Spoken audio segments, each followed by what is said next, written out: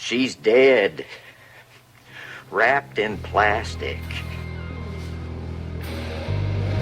Welcome to the Twin Peaks podcast.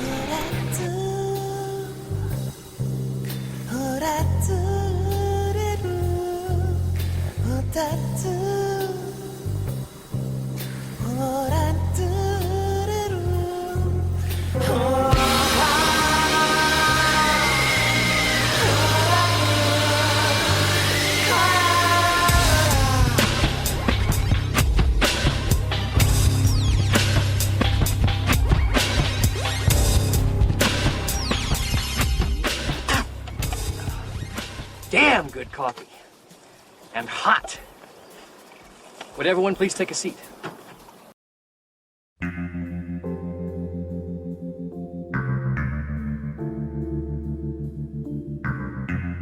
Welcome, everybody, to episode 18 of the Twin Peaks podcast. I'm Matt. I'm Melanie. I'm Brad. I'm Caitlin. And I'm Caitlin as well. No, I'm Claire. I'm so confused. Welcome, anyways. Yay. This is going to be hell on me. Yes, I'm back. Yes, you're back. Second repeat guest. Filling in for Robin. Yes, he just sent me a very nice message on Twitter thanking me for covering, and I've just sent one back saying, happy to help. Okay, Brad, what kind of a crazy Netflix description do you have? This is Season 2, Episode 10, Dispute Between Brothers. Agent Cooper and Sheriff Truman exchange goodbyes, and a wake is held for Leland Palmer. Yeah, that's pretty accurate. Is that it? Sure. Oh, that's true. Exchange goodbyes, but not really. They do. They say They goodbye. exchange goodbyes and longing glances. Yeah. Yes. The real goodbye will come later. Yeah. Off screen. So we actually skipped some days. Yeah. Maybe you'll get to find out who that baby's father is after all. Who's that baby's daddy? This is 3 days later, and we're at the wake, and I don't understand. You missed the opening shot again, Matt. Okay, there's pictures on the mantle. No, there's a weird shot of the woods. Yeah, a wooded road, It's and like then weird. Oh, yeah, that's- it's very brief though. It's just like maybe a second. Do I have to mention every shot? Yeah, it's in my Yes. notes, damn it. If you guys think it was significant. First thing first. It was a nice shot. Made me want to go camping. Should we mention that the director is Tina Rathborn, and I don't know who she is, but I'll mention her name anyways. Sure. She does a lot of weird little shots between scenes. I found this episode really weirdly edited. Yes. Like, the time frame seemed all over the place. Mm. And there was, like, a scene, and then it was like, here's a shot of a tap Yeah, scene. what was and it it's that? like, what? Yeah. That tap shot really confused me. The rusty. Where and when was that? I don't know. Anyways, yeah, we're at the wake, and I don't understand wakes. Well, when they're as jolly as that one, everyone seemed like they were having a really good time. Yeah, that's what I don't get. And then we, just gorge ourselves on food. And... I'm a little creeped out at the beginning when Dr. Hayward is, trying to thrust drugs upon her. Yes. I'm a little creeped out that Sarah's hair looks exactly like the plant behind her head. Yes. Oh, yeah, we're not even at the wake yet. That's No, true. we're not. You skipped a scene. I mister. failed. You have Um, failed. You skipped a scene and a shot. Yeah. Bid. I've already been podcasting for 2 hours. Taking its toll. Yeah. Coop and Sarah discuss some things, and Sarah totally disses Bob and his hair. I was mad at her. Are you a fan of Bob's hair? I am. That dirty, disgusting stuff. What do you think it smells like? Wrecked engine oil, obviously. Probably old socks too. Ah. Wet ferrets. Yeah. But I guess it's good that Sarah doesn't want any more drugs. No more meds. Although we did learn that Leland drugged her, so that's why she was all crawling down those stairs, because she was drugged. Yikes. That's a really weird photo as well of Leland on the mantelpiece. Mm. Did you guys Yeah, notice it is. that? Yeah. I was like, why would she take that photo where he's kind of looking off into space and... He looks angry. That's how I remember him. You think with knowing that Leland was drugging her the whole time, it really makes you wonder if she knew more about what was going on with Laura. Because because the way she was trying to get down the stairs, it's like she realized she was being drugged again and knew what was coming for Maddie. Yeah. Speaking of which, nobody mentions the fact that Maddie has died, or that, presumably there would have been a funeral for Maddie. Yeah. That would have been in Missoula, though. You'd think they'd make the trip out there, though. I don't know. Well, I don't know. They do. Or they would have had a joint funeral. Yeah. Sarah was just talking about losing Laura and Leland, but not Maddie. And she seemed very close to Maddie. Yeah. Yeah. And I would probably think that maybe Sarah's sister is probably not on the best of speaking terms with her at the moment. No. Yeah. Brad, did you have a panic attack when you saw all those plates of food sitting out? It did look kind of gross. It brought me back to the olden times. Oh. But then you were immediately full of joy, right? I was happy to see Nadine. I had a fear when she was looking at the reflection. I thought she was going to see the reflection of her eye patch and start wondering what happened to her eye. She totally doesn't get it. She doesn't even notice it. What if she saw the reflection of Bob in her shoes? Oh. I find in this scene, though, she acts more like she's 5 than she's a teenager, because she has those frilly little girl socks, and she just has the frilly little girl dress, and she's kind of, I did appreciate that she did her hair, though, because usually it's just such a wild mess. But it actually looks kind of nice this episode. Yeah. Yep. And Hank is such a gentleman. He made up a plate for Sarah. But not Norma. Not Norma. But I love that, though. I love when he walks over and Norma's thinks it's a plate for her, and he's like, I made this for Sarah. And it's this weird little why is he even talking to Norma about this? I think he was just trying to show her that, hey, look, I'm a good guy. Yeah. Hey, I'm gonna pull you away from your conversation. Look, I made a plate for someone else and one for me. Well, she was talking to Ed, wasn't she? Yeah. Yeah. I'll show you. He definitely wants to interject there. It kills me what's going on with Hank. He was so creepy now, and now he's playing vindictive food plate games. Yeah. I really like seeing a lot of the characters interacting in the same room or the same area, which I don't think we've seen since the funeral scene and the town hall scene, because it really does give you a sense of the community. Yeah. Which is cool. Seeing Dr. Jacoby and Ed in the same room, and and with other characters. We haven't seen Jacoby in a long time. I know. You got anything, Mel? What about that scene? Specifically, the whole wake thing? Yeah, you can mention what happens next, or if you have any of the notes. That Donna and... I guess Sarah and Audrey and Mrs. Hayward are all talking about Laura. That's a weird group of people. Donna. Yeah, it is a weird group of people, yeah. It's a weird story to kind of reminisce over. Going, do you remember when Laura and Donna made a little bond against dying? Oh, yeah, it's a bit odd. Yeah. Yeah, and the Guess editing that didn't as well. work out. Yeah, exactly. I noticed the editing as well. I mentioned the editing before, but in this scene, it's really off, because one minute you have when Dwayne and Dougie are arguing, I think, and you've got Ed and Donna behind them, and Ed's standing by the window kind of looking all morose, and Donna's getting some food, and then it cuts and Donna and Ed are talking about James completely somewhere else, and then it cuts back to Dwayne and Dougie, and Donna and Ed are once again standing by the window and getting food. It's really weird. Here's something that weirded me out is when they're talking about the bond against dying. It's they created a bond against dying, and she says, I need to remember all of this, and then we cut to Statler and Waldorf, and then he immediately says, besides, she's cursed, and that's what starts the fight. I don't know, I'm maybe grasping for straws, but I feel like that's definitely ominously creepy. Is this the first time we've seen the mayor since the pilot? I think so. Do you remember, Claire? I think it is, yeah. It's the first time we've seen Dougie. Well, yeah, Dougie for sure, but the mayor? I think he was only in the town hall scene, wasn't he? I think so, yeah. I love the mayor's laugh. I can't really... I like Dougie's little beret he's wearing. Yeah. No, I guess his laugh is more like... or something like that. I love when the fight actually starts, and Donna rushes around the table to, I guess, to break it up, but she's not breaking it up. She's just trying to save the plate of food. It's like we're getting a real glimpse into Laura Flynn Boyle's bulimia right now. Yeah. And why did she have to chat to Ed about James? He's gone. Yeah, leave him out of this. Forget about him. Yeah. Yeah. We don't want to hear about him. And we get Coop talking to Briggs about fishing. That was a very, very nice scene. I like that a lot. Made me smile. I love Cooper. I love when he gets excited about stuff. he's just like a little kid. Aww. It's great. Brad, do you still hate Cooper? Or did you ever hate Cooper? No, I'm not a big fan of Cooper. I enjoy him. I think he's fun and interesting, but I have no respect for him whatsoever. Okay. I guess that's kind of two different things. He's enjoyable, but yeah, I do hate him a bit. Oh, I love Cooper.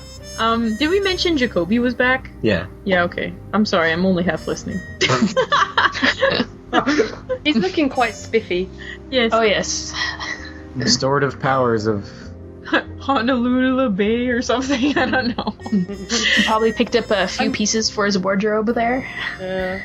I'm sure it's also the restorative powers of his extremely young nubile wife. I like how you put the nubile word in there. The guy who plays Dougie, I think he's a voice actor. I didn't look him up. Yeah, he's Tony J.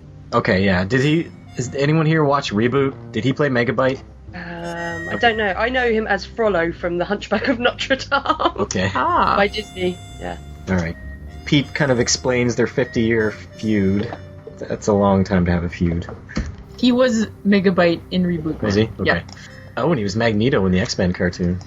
So, yeah, I guess they do kind of go over what they were arguing about, because they explain that he's basically marrying a teenager, and his brother is not into that. He's getting married for the 5th time, was it? Yep. Something like that. What's somebody else got next?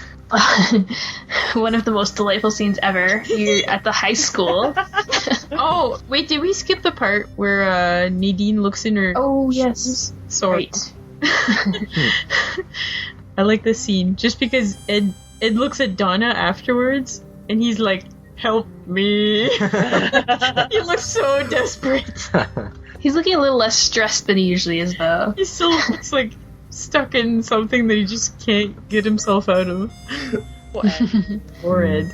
And now he's lost James as well. That's right. He's all alone. Oh, with Nadine.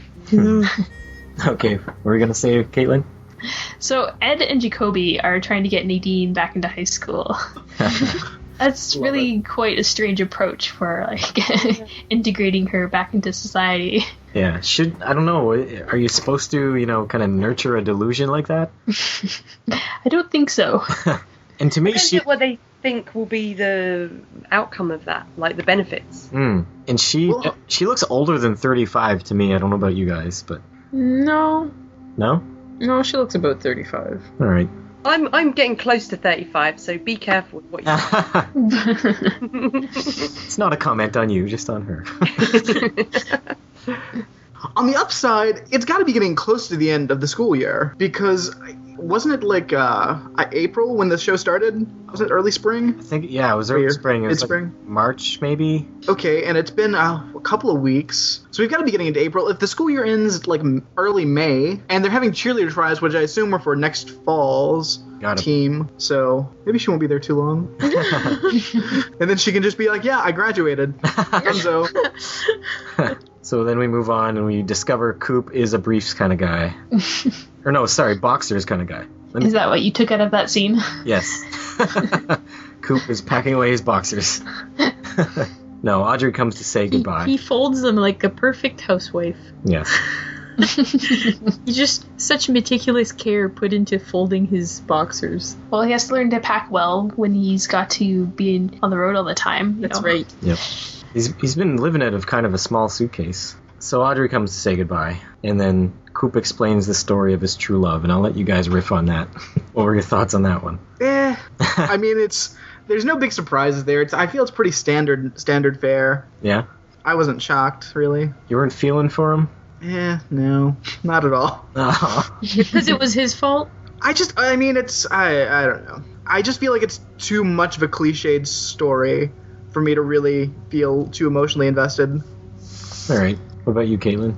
I kind of feel the same way, and from what I get of Cooper's character is that he's probably putting more blame on himself than he should be.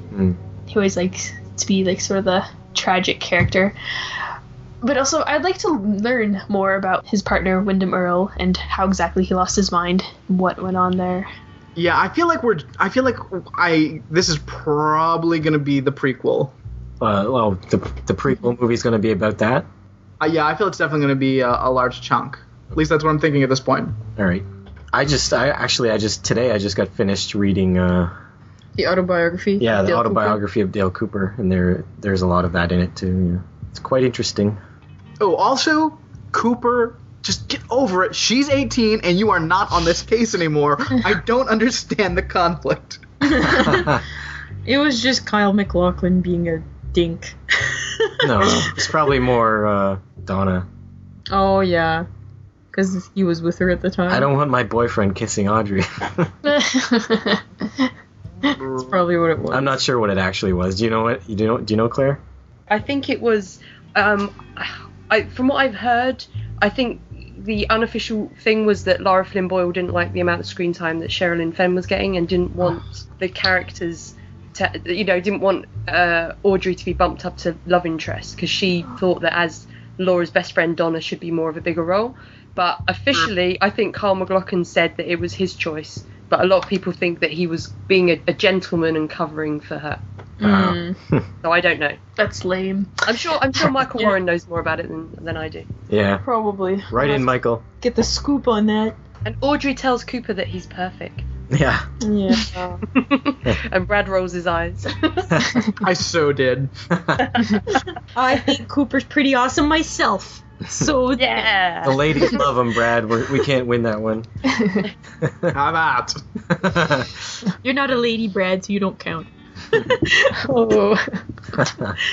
Bobby is chewing gum. Yeah. And he got a haircut. And he's actually trying to get a job interview instead of blackmailing for money. Yes! I love this. And he's stealing Leo's clothes. Yeah. Yeah. He's not using them.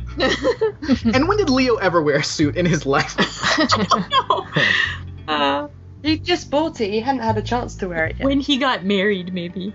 Maybe when he visits One-Eyed Jacks or something. Yeah. I can't see that, though. With all the conversation in last week's episode about how we've never seen gum chewing before. Yeah. Before Bob.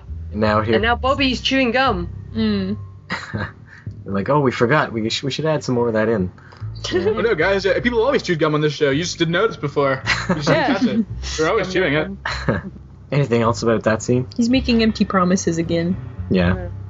Bobby's a dick, and not in the good way. He's fairly confident in himself, though. Yeah, Shelley just wants out. Let her out. She seems to be missing Leo a little bit, because she's criticizing the fit of the suit. It fits Leo better. Yeah. You think she's missing Leo? I don't know. Maybe. I don't think she's missing Leo. She's just sick of Bobby. Yeah. She's missing life. Yeah. Yes. Then there's the creepy fountain spigot thing. Rusty pipe. Yeah. Yeah. I don't know what that's supposed to be or where it is. It's like the director's just putting in these little weird establishing shots to be Lynchian. Because he would put in the shots of the traffic light and the trees blowing, and she puts in a tap for some reason. That doesn't have as much connection to the whole atmosphere as the traffic light and the trees. Yeah, often they sort of represent the transition and stuff. Well, I think what we're getting here is, earlier we saw some dark clouds before we went to Cooper's hotel room. I think what we're seeing is that a storm's coming, and clearly, I think maybe the levees there's leaking, and there's going to be a flood in Twin Peaks. I think that's what they're cluing us in on. Oh. Oh, thank you, Brad. The big Twin Peaks flood. The big flood of 91. So Catherine comes to reveal that she's alive. It seems like she sooted herself up. She did. Yeah. She went in costume for another elaborate scheme. Love her schemes. It's ridiculous. Why do you keep doing this? She does it so well. I like that Harry's eating donuts out of his hat. Grab a bag in his hat. He doesn't use it for anything else. No, I know. I rarely have to wear it in the field. Harry's never in the field. He's just too busy bird watching. Exactly. But she tells a story about the mill fire. Do you think it's all bullshit, or is some of it true, or... She apparently stumbled into a childhood summer home. Yeah. I think the first part of it is true, but it got a little elaborated as she went on. What do you think, Brad? Yeah, I feel that she probably did go to her summer home. I don't think it was some weirdo mystical quest. Because clearly she had to put in a lot of time to get that Mr. Tajimura makeup together. Yeah. And she was on that pretty quickly. Why she got a staff and like dressed as though she has been hiking to the sheriff's station? Because she's just coming back From the cabin. Because she ran out of tuna fish. Oh. Just the fact to me, though, that she says that her childhood summer camp at Pearl Lakes was a slice of heaven makes me think that the whole thing is just a sham. Because there's no way that Pearl Lakes is heaven. Not after what we've heard. Yeah. And Catherine doesn't really seem like the outdoorsy type either. No. True. We know that Bob hung around Pearl Lakes as well. Yeah, that's why it's not heaven. Yeah, that's why it's not heaven. So it would be heaven for Brad. Bob would be there flicking matches at Brad. And I don't like this story. I don't like where the story is going. Getting a little scared here. Oh no, this is not my heaven. I like watching song and dance numbers from a distance. Okay.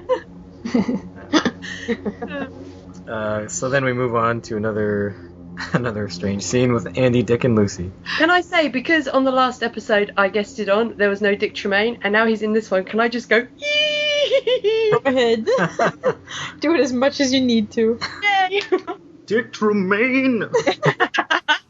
I love the way he says, I want to talk about our Bambino. Great. Yeah, and Lucy's installing a light, and Dick is not helping. And Hawk comes in and just shakes his head at Dick's lack of chivalry. And then he's like, Andy, do something. I like the way Dick's holding his coat. It's like it's a muffler. I don't know why. It just makes me smile.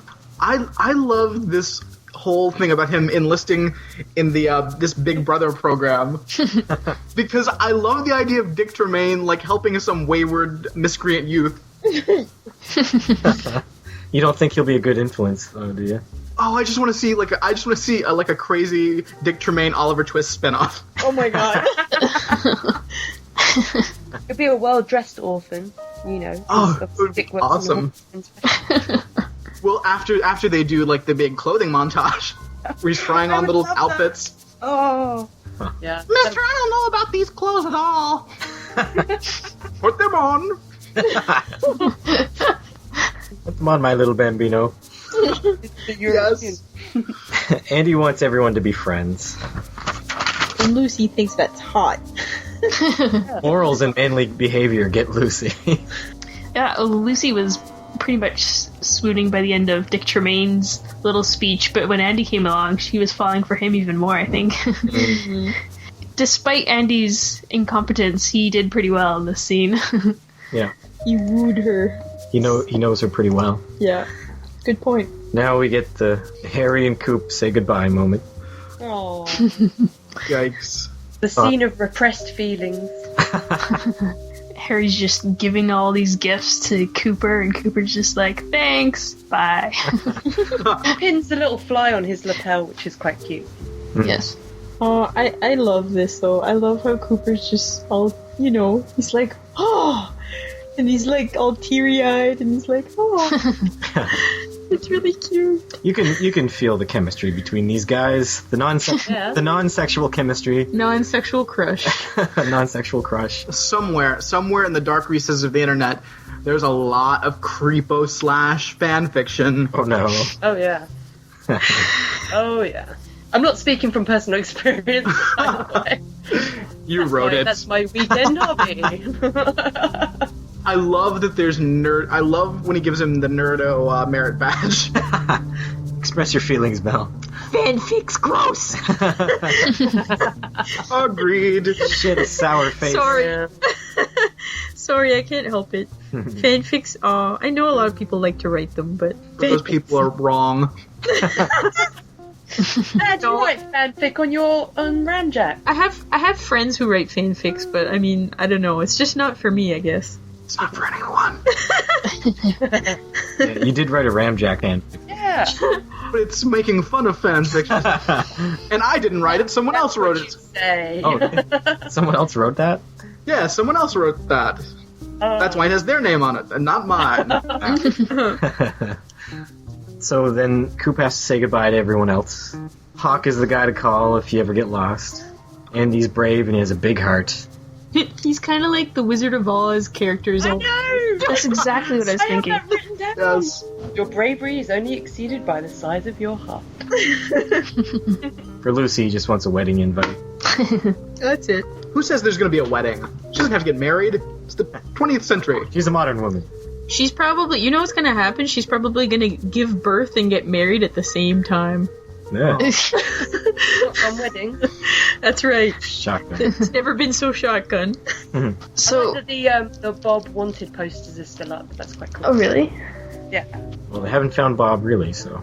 Yeah. So do you think that this is a typical experience for Cooper, or just this is a special one where he's like beloved by everyone and because he makes friends and he's just such a charming and like everyone kind of guy? I get the feeling he's like that everywhere he goes. Yeah. Nobody dislikes Cooper. I don't know. What if this is the only town that really has embraced him? Everyone else is just really annoyed by him. That's why he's so sentimental towards these people. They does. Play my magic Yes. games. Or maybe he's just put a spell on them with his magic flute. That he whittled himself. Yeah. Aww. And thus the Slacks fiction was born. No. And then, oh no, Coop is suspended. Dun, dun, dun. Brad happy? So we have Special Agent Roger Hardy and a Mountie in full Mountie gear that, of course, they wear all the time. Yep. Yeah. Well, but in his defense, it is Mountie King, which I assume to mean King of the Mounties. Oh, yes. Those legendary Mountie Kings. I thought they did wear it all the time because this is what I learned from watching Due South.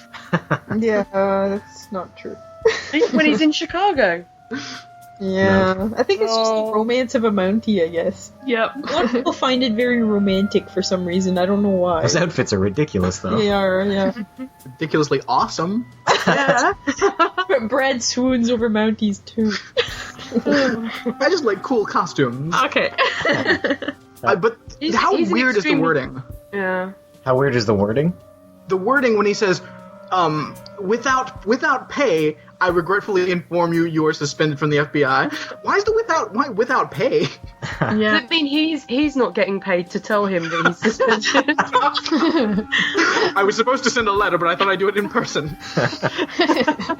Audrey helps Bobby get an interview. Oh, we missed something. Oh, what? Truman does the little wiping little man tear motion as Cooper leaves. That's later. After, Is it? After he's interviewed. Oh, my notes are rubbish. I'm sorry. I did them this morning at like 7 a.m. Aw. Alright, well, yeah, so Audrey helps Bobby get an interview. Thoughts? Hot. I want these kids to get together. Oh, really? I like this. What about Shelley? She's over Cooper already, though, Audrey? Yeah, that was quick. Yeah. These are industrious kids. Yeah. I don't think she's over Cooper. I think it's just her normal flirty level of flirtiness going on here. Yeah. That's how she just interacts. Yeah. Ben throws Bobby out. Just notice how horrible Ben is looking? Yeah.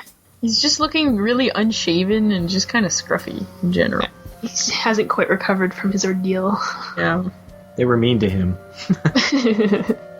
Where's Jerry? Yeah. Yeah. He didn't get to have his sandwich. Never got that sandwich. Wah, wah. Then we get Coop's interrogation. Hey, by the way, I should mention that Bobby stuck his gum on the door frame before he went in. Yeah. Significance! Really? Oh, not really. I just thought I'd mention it.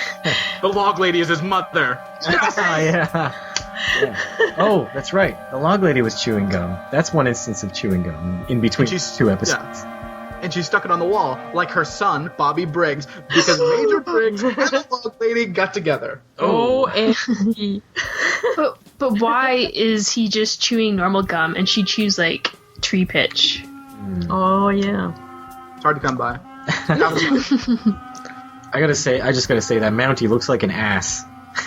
He's He very does. angry. I think it's that mustache. Yep. It's that blonde mustache. Something about a blonde mustache. Is it blonde or is it red? I don't know. A strawberry like in blonde. between, yeah. He's like a strawberry blonde. He was in the movie Willow as well, and he was really angry in that. Oh. So I think he's just a generally angry actor. But anyways, yeah, they'll cross the border without contacting Canadian authorities, so he's in trouble for that.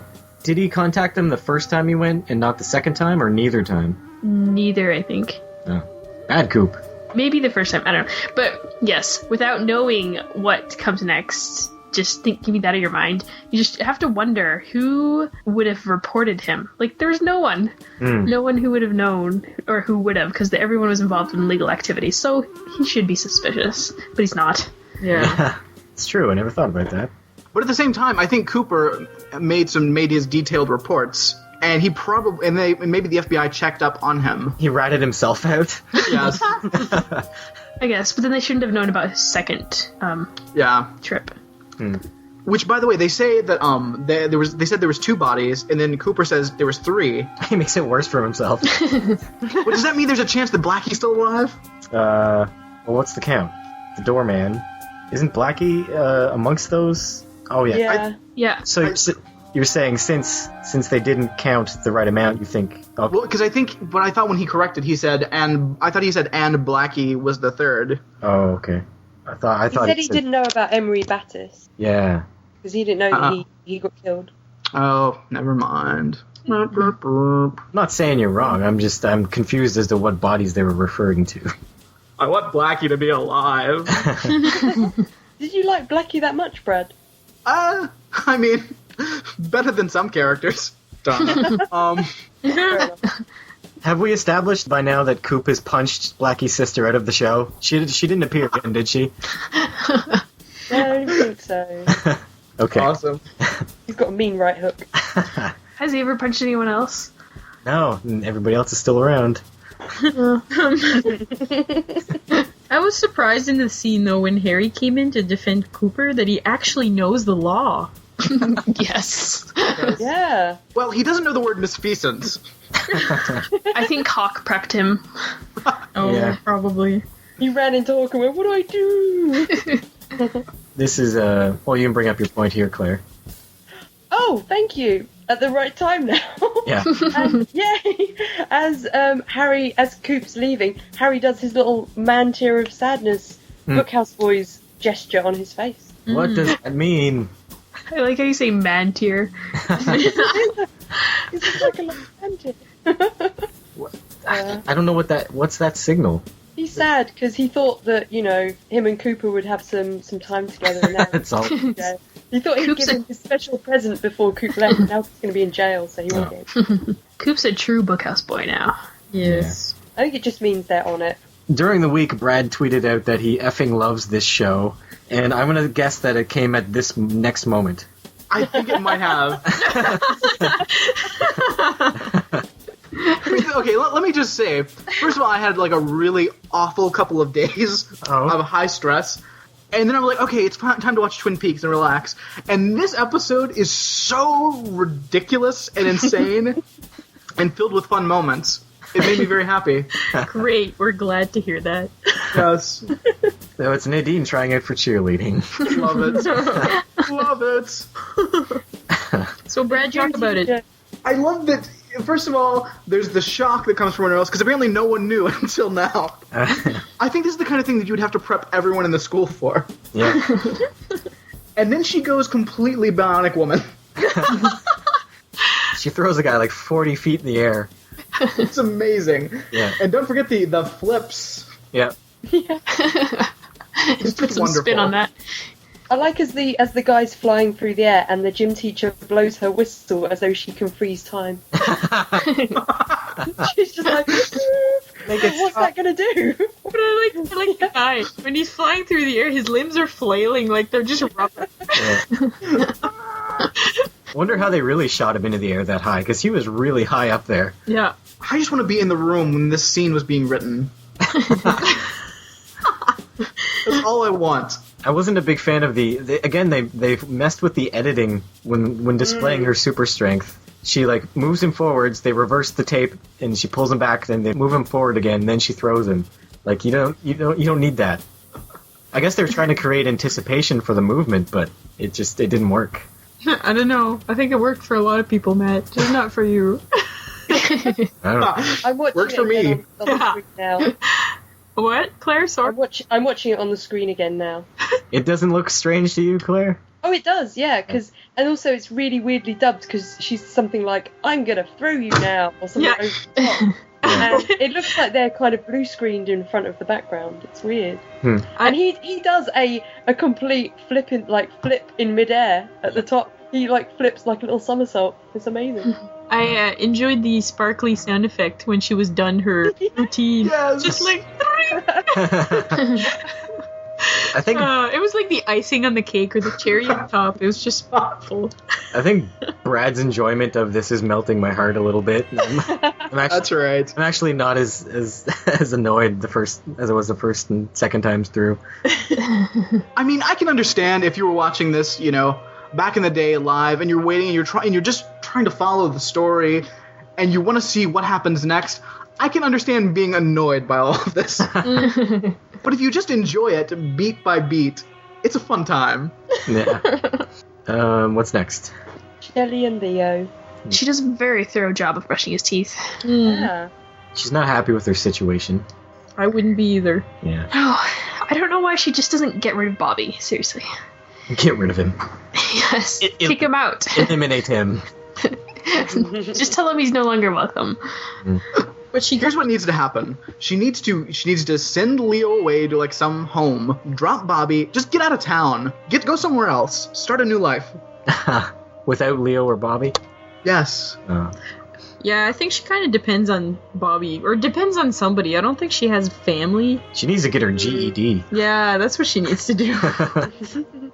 Norma's mom. Oh wait, we didn't mention that Leo moved. Leo moved. Yeah, Oh, moved, yeah. Oh my goodness. Did he move, or did his wheelchair just, roll forward? I think it was a draft. So you guys think Leo's gonna wake up eventually? He has to, doesn't he? Well. If he does, he'll be a zombie. Oh. You think there'll be brain damage? Yes. Next, Norma's mom is Mt. Wentz. This is the only scene I didn't really like that much. Like even the Nadine one I was okay with this time. Just because I was thinking of Brad smiling at it, but this one doesn't interest me. Yeah. Well, the thing is, it's like I don't understand what Norma was expecting. A food critic came to her diner. Now, you're not going to get great food in any diner. Yeah. I don't know what she was expecting, this amazing review from a food critic. But it's just because it's her mom, right? She wanted her mom to bend the rules.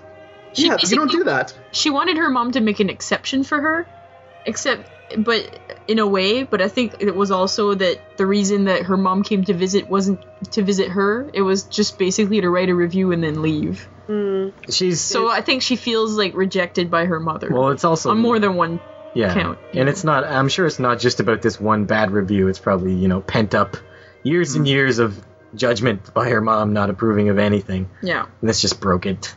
So F off, Mom. F off. All right. It's not an exciting scene. Just really weird the way they kind of wrapped it up as though it was a big storyline. Yeah, well that... It's resolving the Norma and her mum's storyline, which has been going for 2 scenes. And seems a bit odd.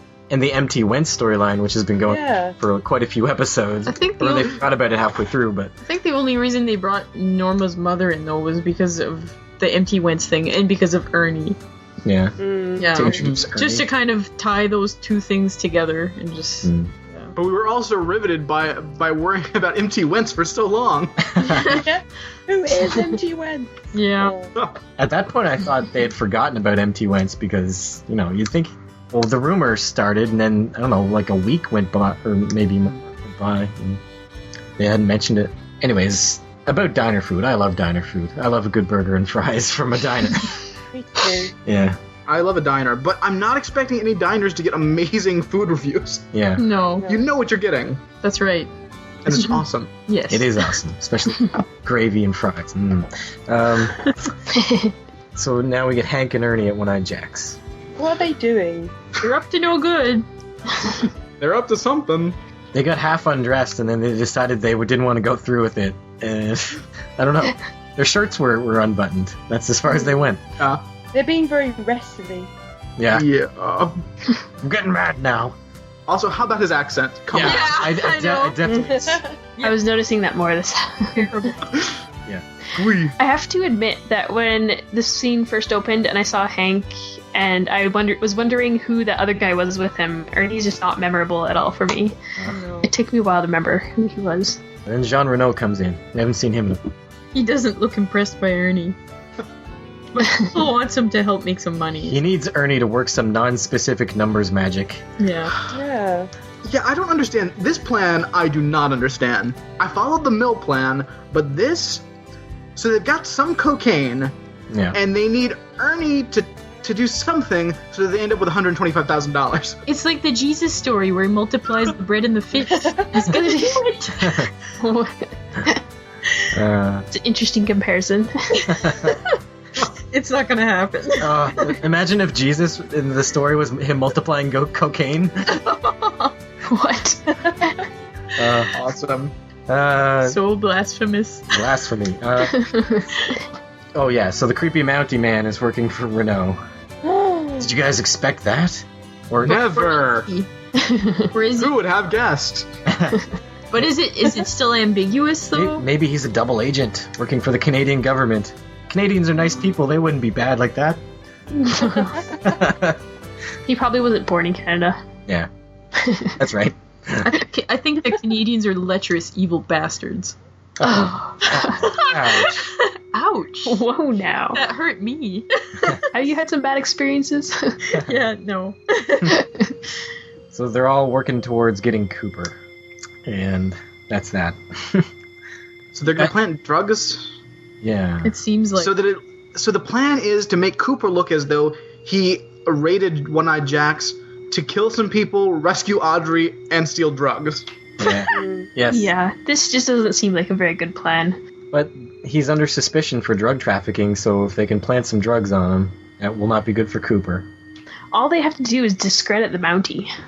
Yeah, but they have no reason to suspect the Mountie. And he's the king of the Mounties. Oh, yes, king of the Mounties. Can't discredit the king of the Mounties. What's next? Claire? Harry wears long johns. That's no, what you it's took? it's a union suit. What? You know the suit with the hatch in the back, Oh, yes. the poop hatch. It's like he's an old-time frontier man. I know. Yeah. Ridiculous. I love it. Comedy gold. Josie shows up. I hope he didn't wear those when he was having his sexy times with Josie. That's just gross. All I can picture is like him holding a teddy bear and like asking favors. What? That's gross. Josie's back. Are you glad to see Josie, Caitlin? No, not at all. I think that she looks pretty, frayed and worn. She might just pass away next episode and I'd be fine. Nice. She's probably like was smothered by Harry as he just started kissing her and she like fell into his house. And then that was the end of her, is all Harry's doing. She did seem injured. I thought she was like bleeding or something, like she was gonna have like a wound, like a stab wound or a gunshot. And then Harry's just all up on top of her. It's like, she's dying, get her help. Don't, I have a wound there. How do you think she escaped? Well, was she just escaping from Jonathan, or? Probably, maybe. Well, unless she made it all the way back to Hong Kong and then escaped from there, but... Swam across the ocean. Yes. That's why she's so tired. Probably. She used Jonathan as a raft. She used his corpse as a raft. She killed him in her escape. Yeah. What's next? Night fishing. Night fishing. Thoughts? Those marshmallows look really nice. The best thing about those marshmallows is after you toast them, they immediately become untoasted. yeah, exactly. It's the magical backwards toasting marshmallows. So more discussion of Bob. Yeah. Where's the night fishing there anyways? They're having a campfire. Maybe they're done their fishing for the day. Well, this is why I don't understand the timeline in this episode, because earlier when Audrey saw Cooper, it looked like it was the evening, and then it kind of went back to being in the day. Did it? And then and then. Well, I think when Cooper and Audrey were together, I think that was like a because storm. Oh, I don't know. So he's gonna go fishing before? He looked like he was getting ready to. Yeah. Because he was wearing his fishing garb, and then he wasn't, and then he was. He's wearing his fishing garb over his ship and tie. And they must have had the wake really early in the morning, because it was the wake, and then it was Nadine getting admitted into the high school, and then it was Cooper getting ready for the evening, and then it was Nadine doing cheerleader tryouts. So it was just... Yeah. I don't know, it was just weird. He was getting ready for fishing, but then he got interrupted by Roger. But why was he getting ready for fishing when it's night fishing? I don't know. Just Before he went to say his goodbyes. Maybe it's dusk fishing. Regardless, anyways, we'll get back to what Caitlin was talking about. Cooper is thinking about Bob, and so is Major Briggs. And neither of them seem to have progressed any further on what they think he actually is. I don't know, they're both trying to consider if it's just like evil of man or if he's actually a spirit. Yeah, it's quite ambiguous at this point, I guess. I wonder if they're actually going to pursue further what Bob actually is or not. I can't really tell at this point, because then we have the weird stuff that happens next. They speak about the White Lodge. Which I assume has to be important. And he mentions that Cooper was blessed with certain gifts. Well, you know, I live literally down the road from Richmond Park, which is one of the royal parks, and there is a big white building in Richmond Park called the White Lodge. Oh. Interesting. You ever go in it? No, it's some kind of dance school. So, you know, maybe Bob is there. And it's at the end. It's at the end of a really long avenue of trees. I'll try and take some photos. Yeah, that's cool. That's all I think of every time they mention it in that scene. Nice. So then Coop goes to pee, and there's an owl peeping at him. No, not pee, urinate. Yes, yeah. In the open air. Yeah. That's right. There's an owl not urinating. What is going on? Whoa! Double urination. There's an owl judging the size of Coop's manhood, I guess. I don't know. Yeah. Is that And Bob? eating. Is Bob peeping? It's Bob or one of Bob's pals. Taking a sneaky glance. Then we get the white light, and what happened? What do you guys think happened? There's a tall figure, too. A hooded figure.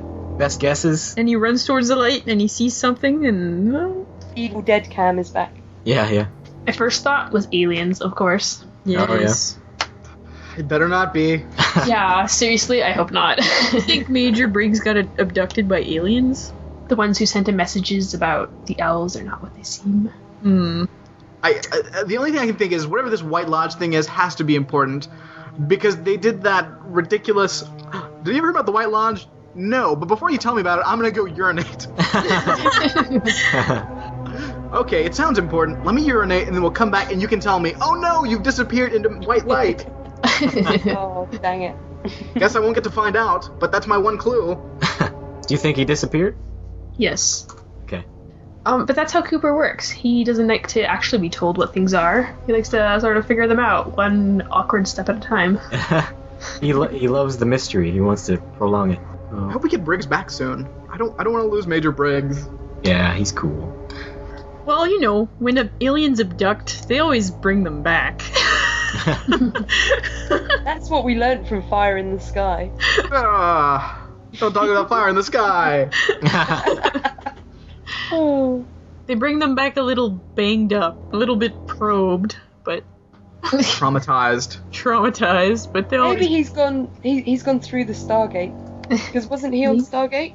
Yes. In my notes, I keep writing down General Hammond instead of Major Briggs. Awesome. Is that the end? Any more notes? No. That is all. Okay. Oh, earlier we got a nice thumbs up from Major Briggs. What, did we? Yeah. Yes. Oh, I missed it. You missed it. Oh, well, damn, I can't remember what number I was up to either. Was that number 14? 14, I think. Yeah, I think so. It was a really awkward thumbs up at that. Alright. It was like he didn't know what he was doing. It was his first attempt. Give him a break. I guess. Cut him some slack. Takes years of practice. I'm sorry, Agent Cooper. I've never made this hand gesture before. What exactly does it mean again? We didn't get enough Hawk in this episode. No. But the scene that he was in was delightful. The one with It was, and because it had Dick Tremaine in it. Plus he was like, Yes. I love him. yeah, And also Hawk was like, Andy, do something. yeah. What the Because hell? Hawk is a man of action. Yeah. Oh, speaking of Dick Tremaine, Eben on the Facebook group has said that he's going to plot how I can dress up as Dick Tremaine for the Twin Peaks. Oh my festival. Yay. Take pictures. Yeah, that'll be interesting. Thanks for catching that thumbs up, Caitlin. I was laxing on my duties. I wouldn't want to lose count. I'm trying to keep an accurate tally here. All right, let's do our ratings. I do like this episode. It feels like it's a bit of a kind of whew, after the craziness of the last episode, but it has a lot of nice moments. It's not one of my favourites in the series, but I like bits of it all the same. And we have Dick Tremaine, and yeah, he's just the best. And so I will give it 7.5 baby bump kissing dicks out of 10. I give it 9 out of 10 night fishing marshmallows. Why 9? 9? I don't know. I like this episode. I like Cooper. And I don't know. It's not. I'm not gonna say anything. No, I'm not. I'm gonna shut up now. All right. Yeah. I think Cooper looked particularly good in this episode. He was awesome in this episode. Yeah. Claire's just talking about his aesthetic look, though. Oh. Yeah, I'm just shallow. He was just looking particularly dreamy. Alright, I'm gonna give this a 7.5 as well. Green butt skunks out of 10. You stole Matt's. That was mine. Okay, that was a really good one. I just could not pass that one up. That was my number 2 one as well. There was so much going on, because normally in an episode there's a few characters that we miss and we don't get to see, but there's absolutely everyone, I think, in this episode. And it was almost like the pilot, where I thought it was just a bit overwhelming, just following all the stories. And Really? yeah, no, it just seemed so scattered and a bit chaotic, and I don't know, there's just something about it. Maybe it was the timing and stuff, as Claire was mentioning, that made the episode also seem a little off. But yeah, there was some really good stuff, like the Dick and Lucy and Andy scene that I liked. I think I would have to go 8.5 crazy bulimic food saves. Don't drop that. Oh my god, the plate! Wait, what are you doing? We're supposed to break up a fight. Food. Seriously, everyone go back and watch that scene again. It's so funny. Overall, this episode was just so much fun. And a lot, it may have overall, I don't know, I feel like if any of it had drug, it could have taken it down. And I know we're getting near the episodes that people say aren't as good, but I don't know, there was a lot of fun stuff in this episode. And I enjoyed it. I agree with you, Brad. Me too. I'm gonna give it 8 out of 10 malicious Mounties. And I agree, yeah, like, there was a lot of fun stuff, and what there was moved quickly. So none of it dragged, but I guess Caitlin didn't like how fast it moved. But it was fine for me. It's not a very action-packed show, but like nothing really happens. But it's a lot of character moments, and I sometimes like that better. Just moments with the characters, like learning about these people. Some of them I could not care less about. But I love the show because I love it when it's more of a chutney than a spread. yeah. Because you get these weird little moments, and it's really just seeing what exactly is going to happen next, and what's everyone going to do. Okay, I've got the scene up on my screen, and they start to fight. Donna runs in, wrestles the plate out of Dougie's hand, runs off, Yes. and then Harry steps in and stops the fight. That's amazing. She runs off to scarf it down. She does, because she's gone. Nice. So let's do some quotes. Mel's favorite part. That's my favorite part. I'll do one from Donna. 2 people in love couldn't have caused all this, could they? Oh.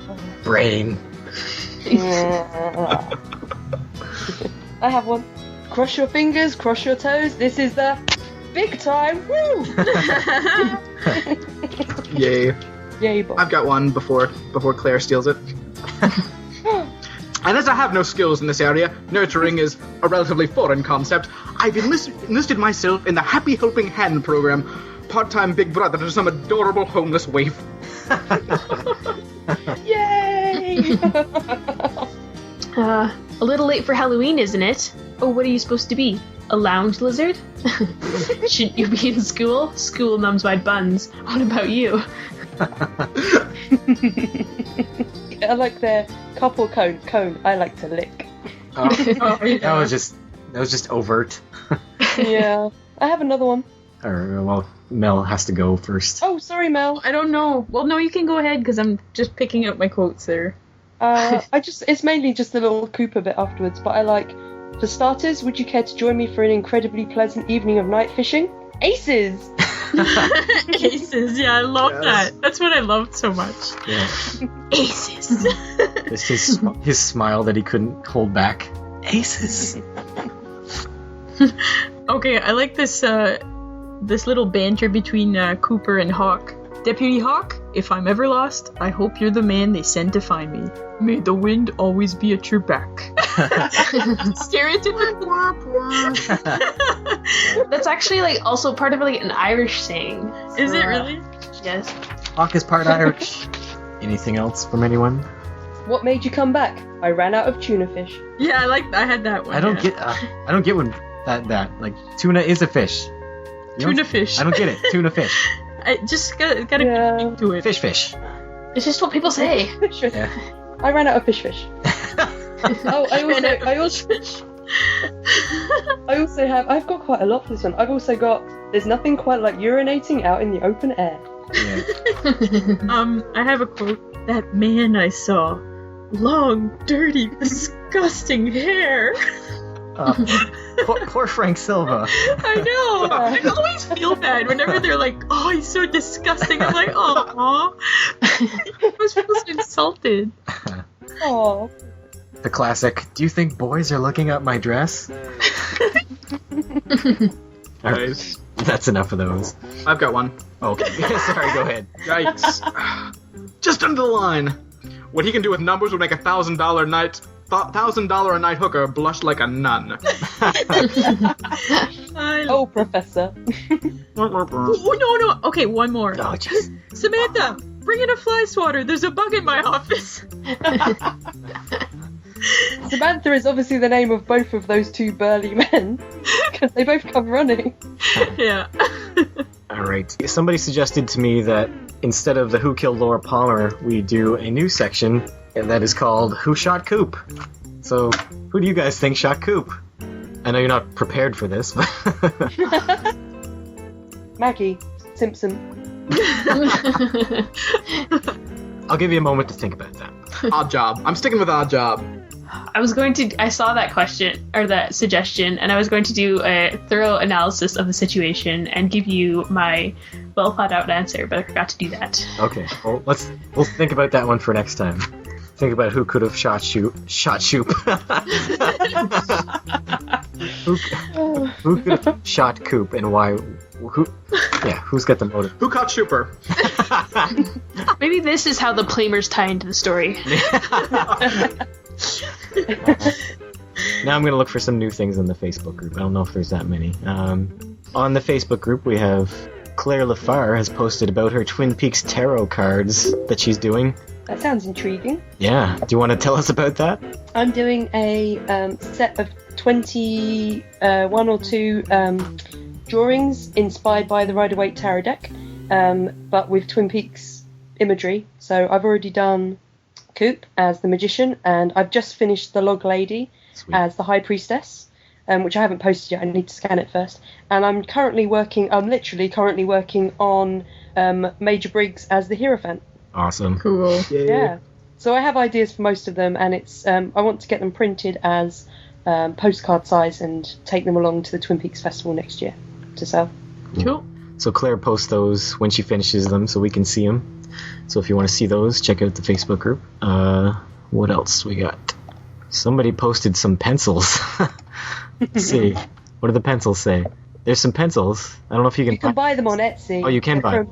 Yeah, there's a guy that sells them on Etsy, and there's 2 sets. One of them's quite spoilery, so I wouldn't go on Etsy to sort of seek them out. But those ones have stuff on them like Twin Peaks Sheriff Station and... Yeah, one of them says, write an epic poem about pie. I like the push me into a styrofoam cup. Yeah. One of them says, sketch Laura's killer. What else? Sam Dean posted a link to intwinpeaks.com, which is a ridiculously in-depth look at all the locations for filming. If you go through that website, there's like everything. This guy went out and just found all the places that they filmed, and he even went so far as to find the exact branch where they filmed that bird from the opening credits. And he found the branch where they filmed that bird. It's really good. It's like a really good website. Yeah. It's very... Wish I knew who that guy was and how to contact him. I think I tried through the website and he never replied. But oh, Brad, did we ever mention your Waldo nut? No. I don't think we did. Brad posted an image of a Waldo nut, and I'll let him explain. Well, I was just, making a culinary creation. Claire, I think you suggested I make the Waldo donut, didn't you? Yeah, has to be done. Yeah, so I created a little dish, just, a donut sliced in twain with some decorative pluot to symbolize bird cartilage and a bit of a raspberry sauce. It was delicious, by the way. It looks delicious.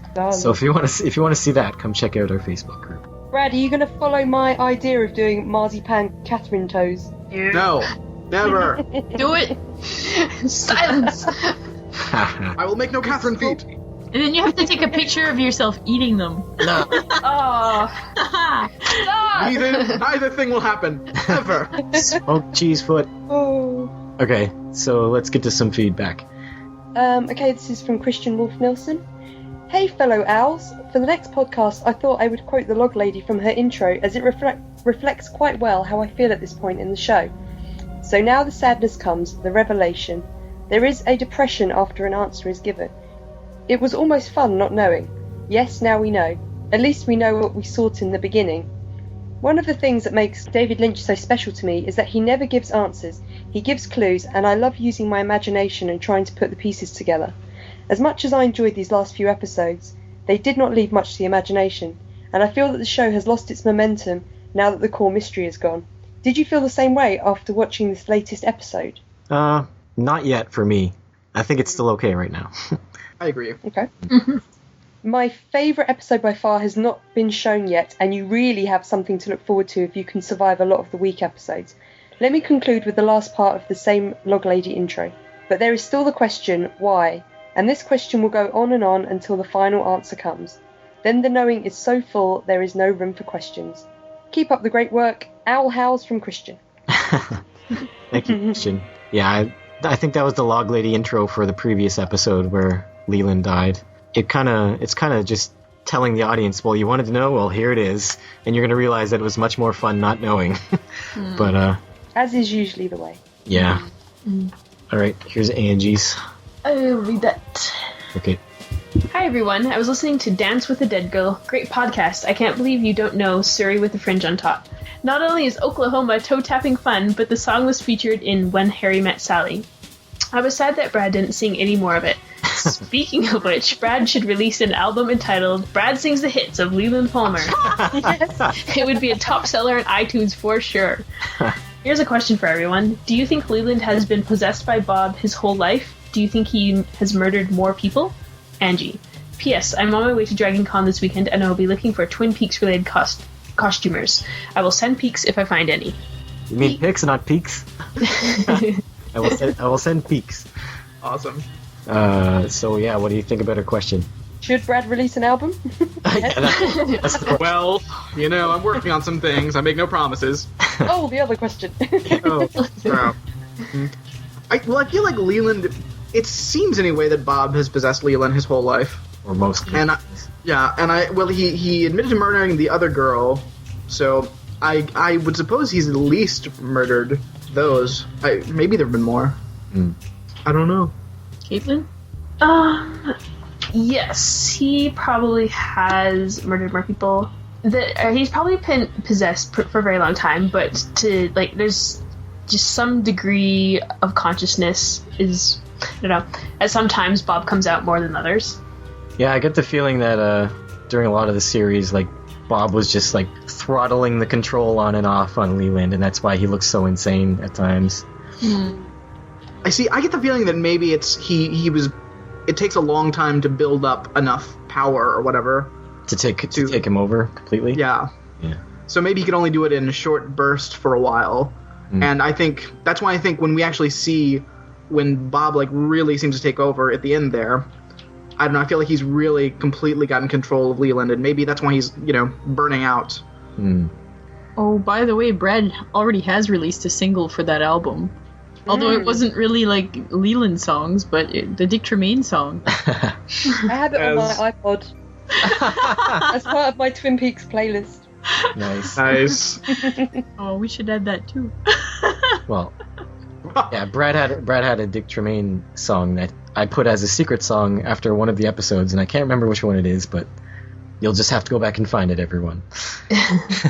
All right, so I'll put out the Bob song soon enough. Don't worry. Oh. All right, so Brad, you want to read? How do you say that name, Mel? Louis. I don't know. Louis Crucia? I don't know. It's French. Louis Crucia? It looks French. Okay. Crucia. That's Mel's best guess. I don't know. Well, I'll be reading this message. Crucilit? I don't know. I'll be reading this message from Larry Crouton.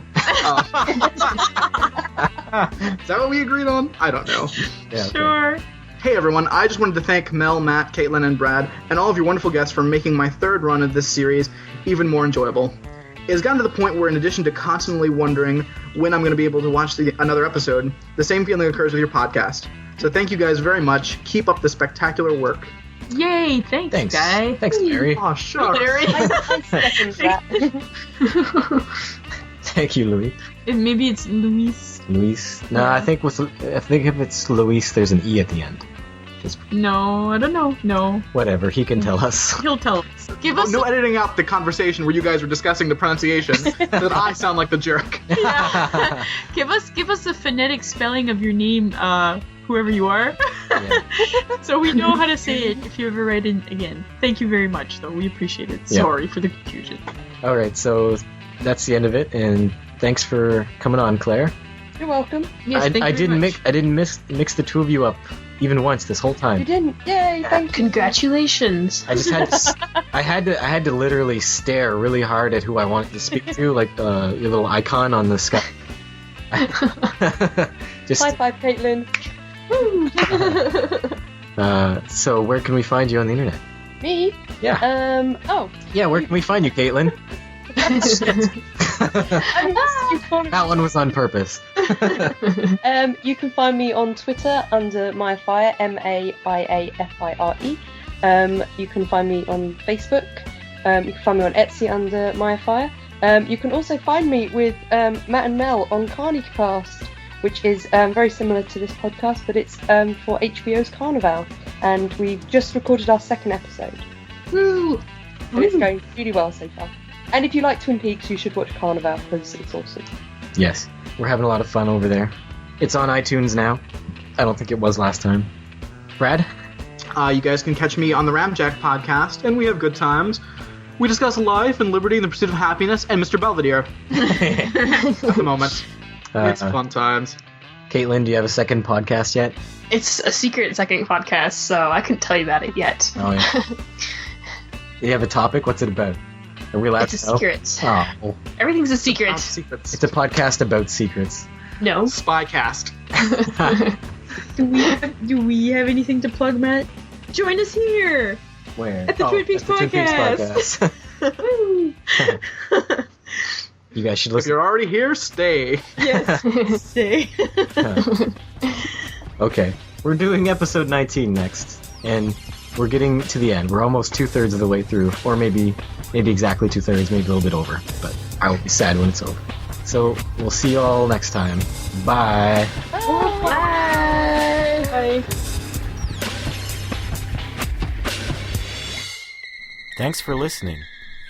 Check us out on twitter.com/TwinPeaksCast. Search for the Twin Peaks Podcast group on Facebook, and visit us on twinpeakspodcast.blogspot.com.